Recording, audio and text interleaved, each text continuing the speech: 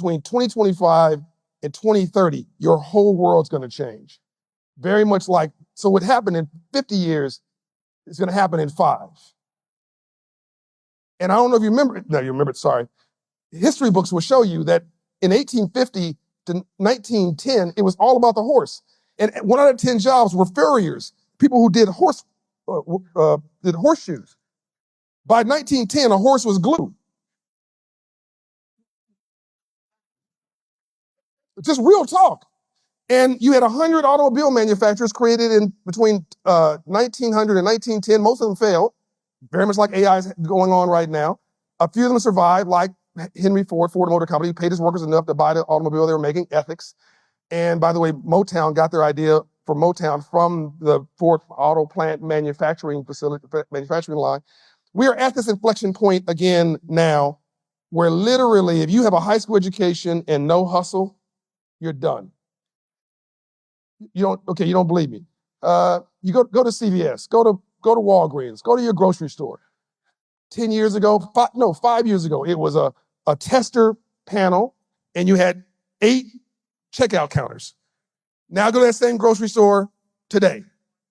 It's 1 person checking you out and 8 self-checkouts. That's automation, that's AI. Go to the airport. You went to your favorite fast food restaurant. It used to be 12 people behind the counter.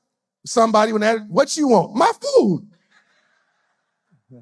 And not your attitude. Well, I got a break coming up. Yeah, you on your break right now. You retired on the job. Now you got 2, 3 people in the back doing quality control, and everybody's check is pushing. This is happening really subtle.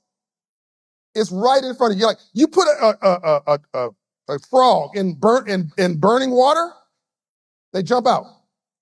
Put a frog in some water and just slowly heat it up. So everything has changed. But versus seeing this as a threat, we should see it as an opportunity. That's really what I'm getting around to. And so I'm co-chair of the AI Ethics Council with Sam Altman. I've gotten a bunch of HBCUs on the board with that. Bernice King and Andrew Young, who's 93, is on the board. I love this dude. I mean, that is the Nelson Mandela of our time.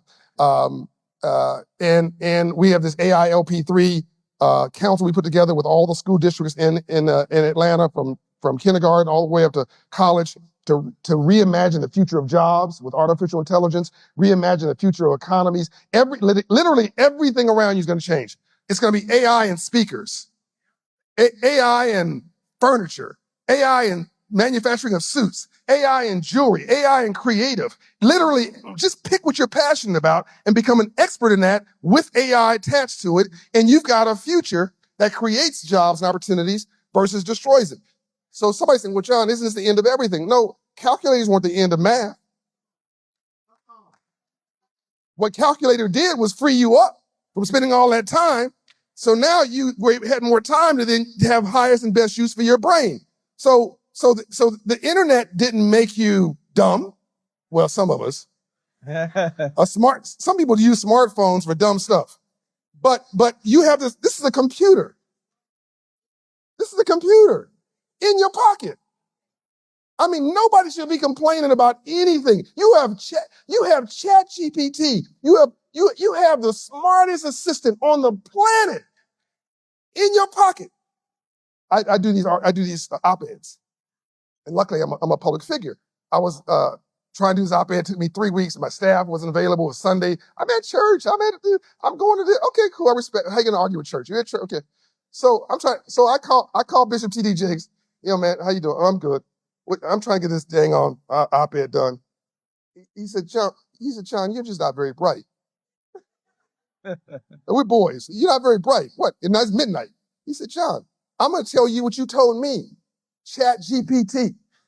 He said, you're a public figure. It knows who you are. Just simply say, this is John Hope Bryant.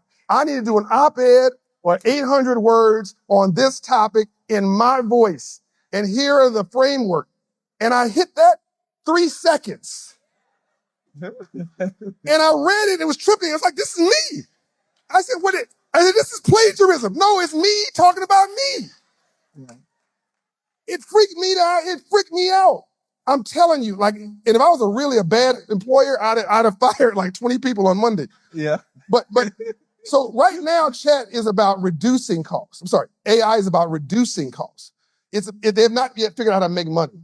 But here's the good news: 99% of black people don't know a thing about AI. But to quote my brother Van Jones, 99% of white people don't know a thing about AI.